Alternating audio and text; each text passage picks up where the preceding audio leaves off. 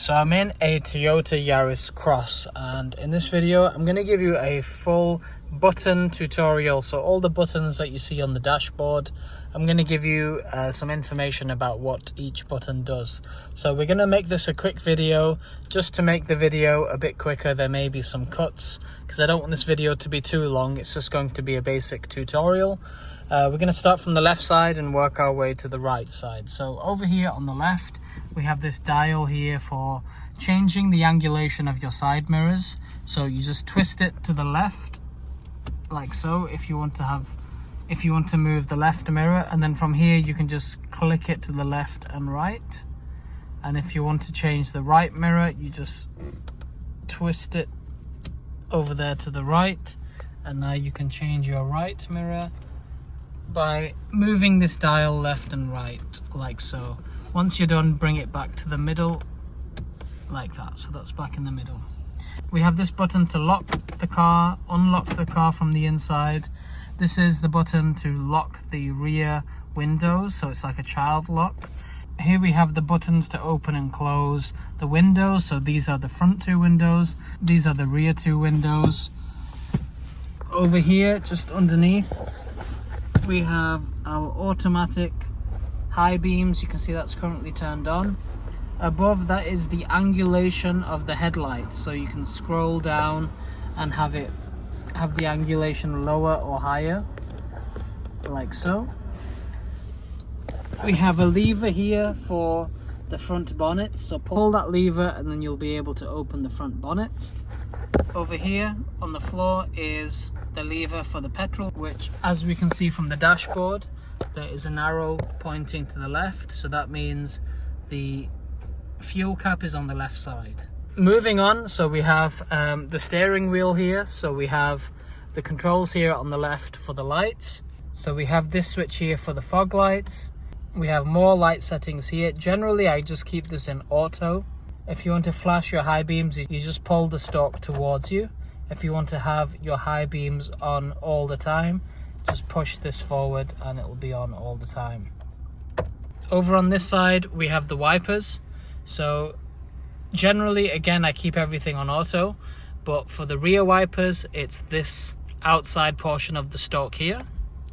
So when you're on this setting, it's kind of like an intermittent wipe, and if I move it to the top setting, it's more of a constant wipe, which you can just see there.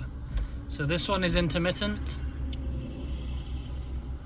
And for the front wipers, if you click the stalk downwards, it's going to increase the speed of the wipers incrementally. So each click will be an increased speed. So we have it like this. It'll go faster if I move it further down. And this is the fastest. If you want to clean your front windscreen with screen wash, you pull this stalk towards you. I do need to top up the windscreen fluid, and if you want to clean the rear windows, you push it away from you. Over here we have the steering wheels, so we can activate the horn by pushing this central button. Over here is the control for the telephone, so if you want to make a call, you press this button and your contacts will show up here if your phone is connected via Bluetooth, or if you want to answer a call, you would press this button if the call is coming through. This is to exit. Here we have the buttons to control the central display here. Here we have the controls for this display here. So you can press OK. So you can move them up and down and a menu will show up here. So we have the top. We have the top one, which gives you information on the average fuel consumption. We have this one here, which is regarding cruise control. Underneath we have the control for music. We then have information about your trip. Some general settings here. You can navigate left and right using these buttons here. So you can see we have the controls for meter brightness, LTA. This is the controls to stop your car from diverging. This one here is for follow distance, and this is to give alerts regarding speed signs. And then we have this one here, which is DRCC, which is like the new turn signal linked control and deceleration assist.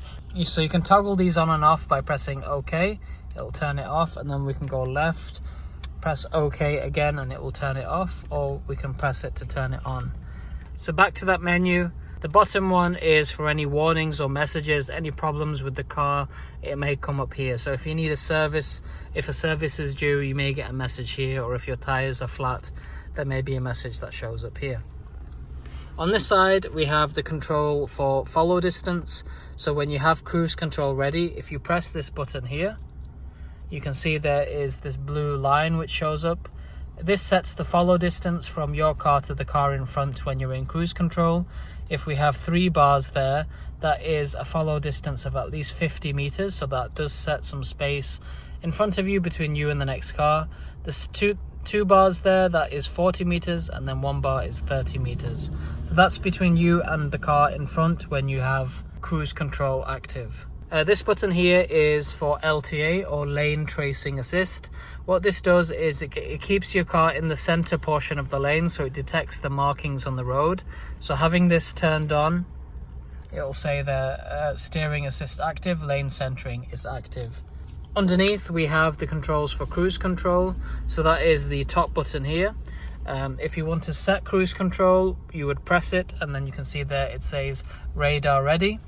If you want to activate it, you would click this button downwards where it says set, and then from here you can set the speed because cruise control is active. So increase it by moving this upwards, that would increase the speed. Move it downwards to decrease the speed. You can cancel to turn it off, or you can brake, or you can press this button here at the top and that will cancel cruise control.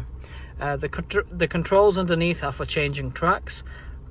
Mode is for changing the audio settings, so you can change from FM to AM to Bluetooth audio to DAB as well. Over on this side we have the central display, so we're going to move on to home. Here is central display, so we are on the home screen, so it just shows some basic information. If we go into menu, you can see there are audio settings, phone settings, info and setup. There's also these same buttons here on the side as well. So if you press audio, it will just give some information about the songs which are playing. You can select the source, browse tracks, connect to different devices and alter the sound. So if you have got navigation set up, then if you press map, that will show up here, but it's not available on this device. This control here is to alter the volume. Over here is to change tracks or to seek tracks. This button here is for your phone settings. So if your phone is connected, the details regarding your favorite contacts, your keypad, messages will show up here. And setup is just for further information regarding the car. So you can make general changes, so things like changing the time, the language, voice recognition language. Bluetooth settings are here too. You can add, remove a device, or you can see which devices are connected. Audio settings here, phone settings, voice command settings also, and vehicle and Wi-Fi settings. So I would advise, once you've got your car, just to have a play around in this area and just choose which settings suit you best. This control here, if you're, for example, connected to the radio, you can scroll to find a different radio station. Here is the controls for the emergency lights. Over here is the AC, so it's currently set to cold. You just twist it if you'd like to set the temperature to be warmer.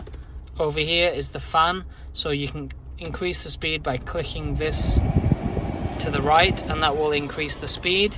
If you want to kind of change how the air is circulating in the car, this turning it this way is for recycling of the air, and turning it to the right is for fresh air coming through.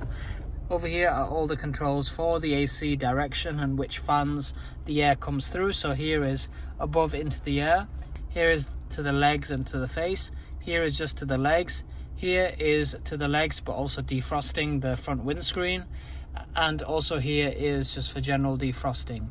You can press this button also to defrost the rear screen as well. So that's pretty much everything for this car.